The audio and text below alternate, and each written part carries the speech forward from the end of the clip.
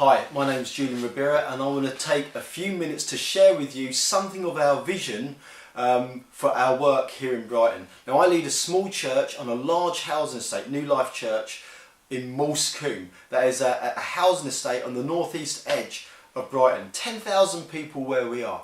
We have been here for 20 years. The church was planted 20 years ago by myself and my co-worker Eric Harmer.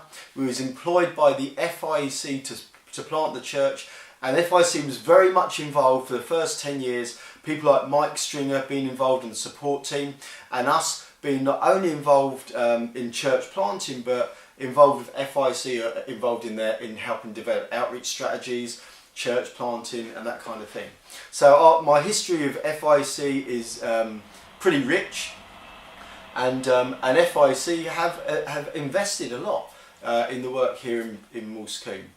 Now, when we started, the two of us, myself and Eric, we had a great vision. The vision was to plant a church planting church, because we knew one church was never going to be enough. But not only was it to plant a church planting church, but also to plant churches that would relate very much together, would share resources, because we also knew that churches in isolation were not going to survive. Now, why is that? Well, Brighton is a tough cookie. It is the #1 secular humanist city in the UK. That's the first thing to say. Second, though, it's an important city because it's one of the 7 super cities of the UK. A super city is one of the 7 cities that most influence the whole nation. Now, of the 7 super cities, Brighton is the smallest of the super cities. It's a bite-sized city, 280,000 people. Now, the reason why church planting is such a challenge here is because, well, a number of reasons. It's a very liberal city, a far left kind of politically city. We just don't get transfer growth, or hardly any anyway. There's a housing issue in Moulsecoomb. We are smack bang between 2 universities. And so what happens is landlords are buying up the housing that has traditionally been local people's for generations. Landlords are buying it up, they're sticking students in there, so that the kind of people that we're reaching, when we reach them, they get of a certain age and they're moved out of the area. If you start at East Brighton is where there's all the deprivation, and it's a gospel graveyard. And then you've got Central Brighton, which is spiritually an improvement on East Brighton, but it's still pretty dead spiritually. And then you got West, now, or Hove. And the west side, Hove side of Brighton, is much better than Central and East. However, it's still well below the national average for church attendance. Now, in that 20 years, God has been absolutely amazing. We're so excited by what God has done in that time. Every single year, well, first 18 months we got nowhere, but every year after that, we have seen at least 1 or 2 people saved. We've baptised over 40 converts in that time. Now, that may not sound like a lot, but I know of plenty of churches that have got, 100 members, 150 members, 200 members, and you know what, they only see 2 or 3 people come to faith in a year. Do you know what, in the East Brighton area that we're talking about, there are 83,000 people. Among that 83,000 people, there is our church plus 4 others. Between our churches, there's 105 members. 105, and 2 of those churches don't fit the same kind of mould as us. So one would be an Assemblies of God church, a gospel church, charismatic church, but not particularly reformed, and a very extreme charismatic church. That is 0.012% attending church, a gospel church. That is really not good enough. We want to see that changed around. The vision, really, in a nutshell, the vision is to lever in resources, because that's what we need. People. We need people. More than money, more than anything else, we need feet on the ground to strengthen troops. So we need people. So it's a vision to bring in people, but not only that, but also to do something we've never managed to do in the past, that is to keep converts. Okay, so lever in the resources of people and keep converts. So there are 3 things that we're looking to do. I'm only going to really detail one of those things, but the 3 things are these.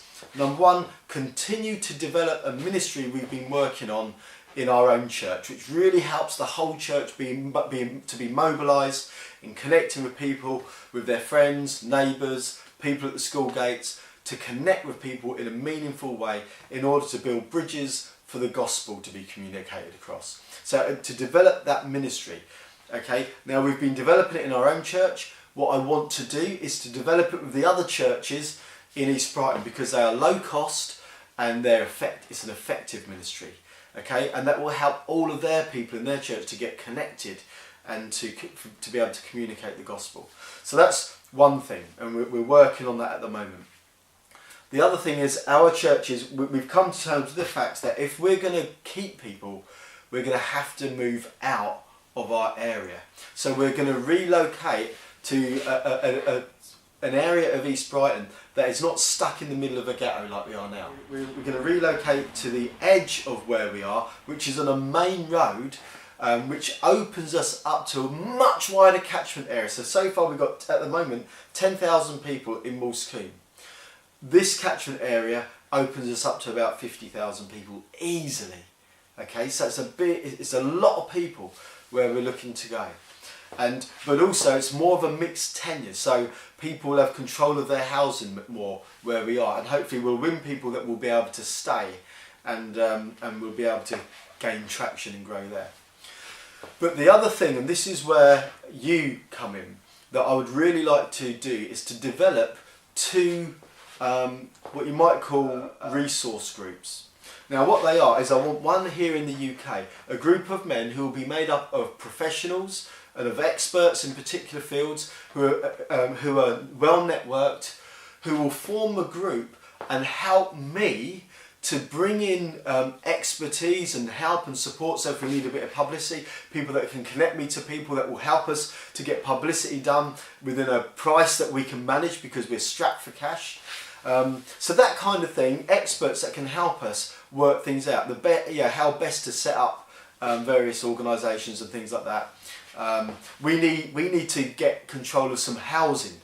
And that would be an enormous help. So we've got someone at the moment, an estate agent, who's advising us. Biggest estate agent in Brighton. He's a Christian, so he's in the group. And so a group of people and pastors who will really help do two things: bring their expertise, three things actually. Bring their own expertise, help connect me to others who will be able to help where they cannot, and then thirdly, to lever in resources, okay? So they will help us in that way. But then the other thing that I want to do is do a similar thing stateside, to set up a group stateside that will bat, as it were, for our church and our vision. And the idea there is, what they will do is they'll raise support for us, but also crucially what we want to do is become a training centre for missionaries and for trainees, for people who want to engage, learn how to engage in cross-cultural mission. Now we here in Brighton, we can train people at every level, okay? So we've got our own intern training that we can do, which will help people with contextualisation, understanding culture, understanding class, understanding how to connect with people, and providing a basic theology. But we've also got the Sussex Gospel Partnership. They provide 2-year training in theology and biblical theology, systematic theology, how to prepare talks, and that again trains people to a slightly higher level. And then we've got just down the road Union, which was West, and they provide academic training up to master's level. So we can train people for church planting, whatever, okay? So the idea is that we become a training centre. We bring in people, hopefully from the States, for short, medium or long-term mission. Short-term mission being 3 months, medium being up to about 6 months, long-term 6 months plus. And what we'll do, as people come in, our church will partner with the other churches in East Brighton. And as people come in from outside, we will deploy them either in our own church or one of the other churches, depending on where they fit most. Now we want as many workers as possible, and every week our church, I will gather them, I will provide training and encouragement for them. We'll be sending them off on training, and but then they'll be scattered among these other churches where they'll learn to do mission. And so in those three ways, I'm hoping that we will be able to do two things.